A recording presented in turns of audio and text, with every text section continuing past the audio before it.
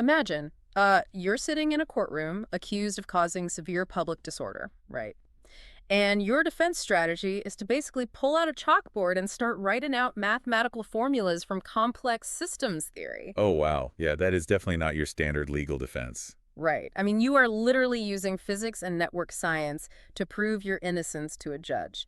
And that is exactly what we are unpacking today in this deep dive. It really is a fascinating collision. Mm. We're looking at a diagnostic landscape where this highly complex objective science crashes headfirst into a very vague legal charge. Exactly. Because, well, usually when we talk about a medical diagnosis, there is a clear expectation of precision. Like you break your arm, the x-ray shows a jagged white line, and the doctor points to it. Yeah, and you would think the justice system works the exact same way. Yeah. A crime is committed, the evidence is the x-ray, and the verdict is the diagnosis.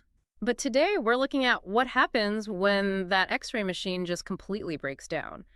We have an incredibly dense, highly analytical stack of legal, constitutional, and scientific assessments regarding the case of Dr. Chen Jingyuan. Right, he's an independent scholar who was convicted of a pocket crime in China, specifically a charge that translates to picking quarrels and provoking trouble. Yeah, but before we get into the actual mechanics of how he used math to fight this, we need to issue a very crucial disclaimer to you, the listener. Yes, absolutely. The source materials we are diving into contain highly politically charged topics regarding the Chinese judicial system. And we want to make it abundantly 100% clear that we are absolutely not taking any sides here. We are not endorsing any of the viewpoints, political or otherwise, contained in these sources. Exactly. Our sole objective is to impartially report, unpack, and analyze the factual, legal, and scientific frameworks exactly as they are presented in the provided texts. We are just the messengers trying to figure out how someone uses computer science to fight a prison sentence. So let's just dive right into the core paradox here. It really starts with his identity, doesn't it? Yeah. Because the court's underlying logic regarding who Dr. Chen actually is, well, it sets the stage for this entire breakdown. Yeah, so Dr. Chen is an independent scholar, right? He has a PhD and a really specialized background in complex systems theory. Like, he studies how massive networks of information behave. And the court actually took that specialized education and weaponized it. They used his PhD to presume what the legal texts call subjective malice. Wait, how does a degree prove malice? The prosecution's argument was essentially that, well, because he holds a doctorate, he should have known. The information he was interacting with online was false. They used his intellect as proof of criminal intent. Okay, but I mean, if they are calling him this high-level criminal mastermind because of his degree, how does that square with the official records? Because the sources say they were simultaneously labeling him with terms like vagrant and low-end population. It doesn't square at all. The legal assessments in our sources define this exact contradiction as a profound category mistake and a clear example of self-falsification by the court. It just feels like a massive contradiction to me. It is. The authorities elevated his intellect when they needed to secure a conviction, saying he was too smart to make a mistake, but simultaneously used these derogatory sociological labels to strip him of his scholarly dignity. So they basically need his brain to be a weapon, but they also need him to be a nobody. Right, and then comes this moment of what the texts call institutional insult. When Dr. Chen attempted to use his expert knowledge to defend himself in court, to actually speak as the scholar they claimed he was. Let me guess, they didn't want to hear it. The judge literally yelled at him to shut up. They completely denied his professional analytical capacity the second it became inconvenient for the prosecution. Okay, let's unpack this for a second. That is like, it's like a referee penalizing a boxer for being a heavyweight, but then forcing them to fight with their hands tied behind their back because they're just an amateur. That's a perfect analogy. You can't be an intellectual mastermind when you're accused, but a clueless amateur the moment you try to mount a defense. By silencing him, they showed his intellect only existed when it served their narrative. But here's the wild part. The court might have told Dr. Chen to shut up, but they couldn't erase the defense document he wrote.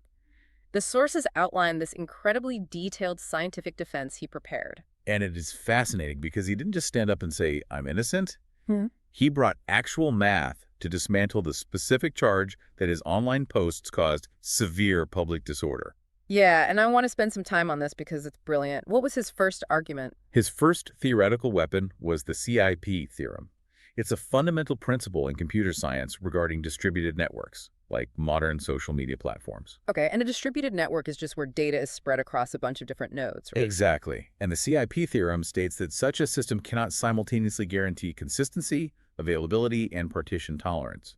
You always mathematically have to sacrifice one. Stop right there. I mean, I know what those words mean individually, but how on earth does a computer science theory about data nodes apply to a criminal charge of provoking trouble? Well, it all comes down to the definition of disorder.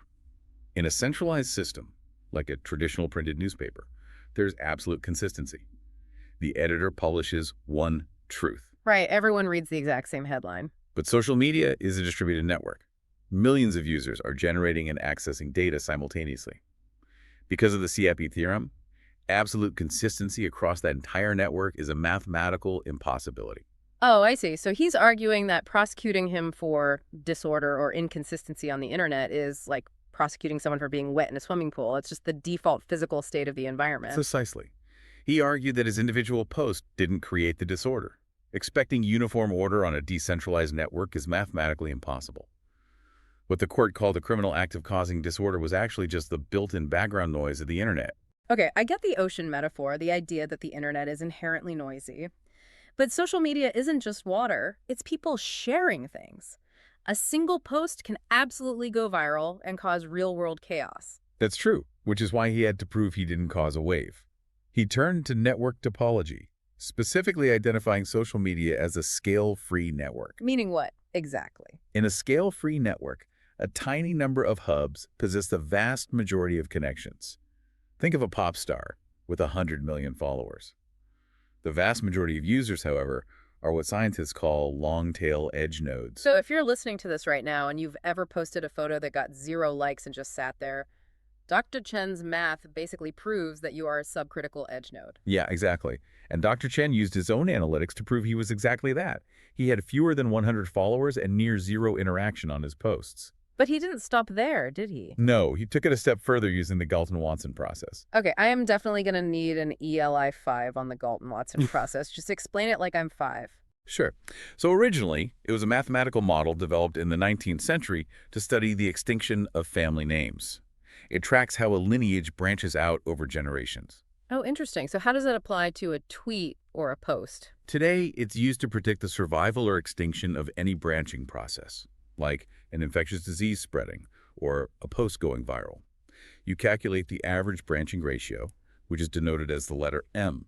So M is basically the transmission rate. Exactly. If a post is going to go viral and cause a macro avalanche of public disorder, each person who sees it needs to share it with more than one person. In that scenario, M is greater than 1. Right, it grows exponentially. But Dr. Chen mapped his own data and showed his M was deeply in the subcritical zone, meaning it was vastly less than 1. So the lineage of his post just went extinct immediately. Mathematically, yes. He proved they essentially died out the moment he hit send. They could not create a ripple effect. And he bolstered this with the fluctuation dissipation theorem from statistical mechanics. Wait, statistical mechanics. How does thermodynamics apply to a social media feed? Well, the theorem basically says that when a complex system experiences a tiny external disturbance, like a fluctuation, the system's own internal friction will naturally absorb and dissipate that energy. Kind of like dropping a tiny pebble into a massive agitated lake? Exactly. The waves already happening in the lake will instantly swallow that tiny ripple. And what is the friction on the internet, though? The algorithms themselves. Social media algorithms prioritize high engagement. If an edge node with 100 followers posts something and it gets no immediate likes, the algorithm naturally buries it. That feed decay is the damping mechanism. Wow. So any minor fluctuation he caused was instantly absorbed by the network's natural friction. Yes, which leads to the obvious question. Yeah.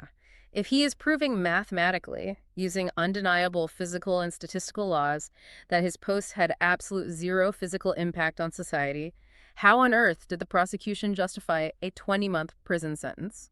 The sources refer to the prosecution's logic as a linear causality illusion. They entirely failed to prove any actual physical harm. They just relied on an unscientific assumption. So they just assumed a microscopic edge node could trigger a massive social avalanche with zero proof. Right. Without proving the system was already in a highly critical state, they basically substituted a literary metaphor like a butterfly flapping its wings to cause a hurricane for actual evidentiary standards. They completely bypassed the need to prove causation. The math proved he was harmless, so they just ignored the math. Pretty much. Okay, let's shift gears here, because we've established the scientific reality contradicts the court. But how does international law view this? I mean, if the math says there is no disorder, how does the global legal community view using a pocket crime to punish a scholar? The international perspective outlined in the sources is incredibly severe. The crime of picking quarrels and provoking trouble is heavily criticized under the ICCPR, that's the International Covenant on Civil and Political Rights. And the texts specifically target the lack of legal clarity with this charge, right? Yes. A foundational pillar of international law is that a citizen must be able to reasonably foresee the legal consequences of their actions. Laws have to be specific. Because if a law is drafted as a catch-all, you can just stuff any behavior you don't like into it. Exactly. It grants authorities arbitrary discretionary power. If the definition of provoking trouble is entirely subjective, literally anything can be a crime. And that completely violates the proportionality principle, doesn't it? It does. Any restriction on a citizen's rights must be proportionate to the actual threat posed. Punishing a mathematically proven edge node with 20 months in prison for a post that dissipated instantly is a massive overreaction. The legal assessments actually define this as arbitrary detention and an illegal suppression of freedom of expression. And it also violates the ICSCR, the International Covenant on Economic, Social, and Cultural Rights.